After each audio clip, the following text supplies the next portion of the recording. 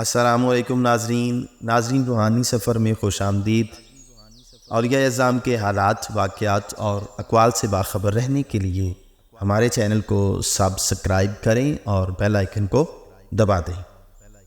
ناظرین، اللہ تعالیٰ کے لیے دوستی اور دشمنی جناب امام غزالی رحمۃ اللہ تعالیٰ علیہ لکھتے ہیں کہ اللہ تعالیٰ نے موسیٰ علیہ السلام سے فرمایا، تم نے کبھی میرے لیے بھی عمل کیا ہے؟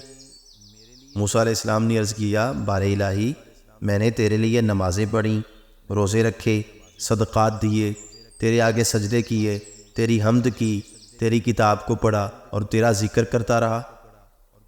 اللہ تعالیٰ نے فرمایا، اے موسیٰ، نماز تیری دلیل، روزہ تیرے لیے ڈھال، صدقہ تیرے لیے سایہ، تسبیح تیرے لیے جنت میں درخت، کتاب کی قرات تیرے لیے جنت میں حور و قصور، اور میرا ذکر تیرا نور ہے۔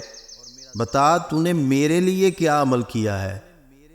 موسیٰ علیہ السلام نے عرض کی، اے رب ذوالجلال، مجھے بتا وہ کون سا عمل ہے جو میں تیرے لیے کروں؟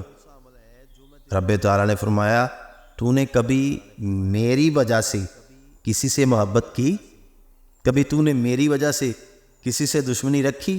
تب موسیٰ علیہ السلام سمجھ گئے کہ سب سے اچھا عمل اللہ کے لیے محبت اور اللہ کے لیے دشمنی رکھنا ہے۔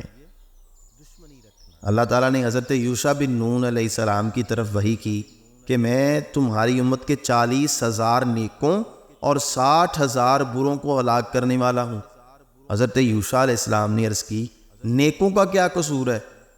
رب نے فرمایا، انہوں نے میرے دشمنوں کو دشمن نہیں سمجھا اور یہ باہم میل ملاپ رکھتے رہے۔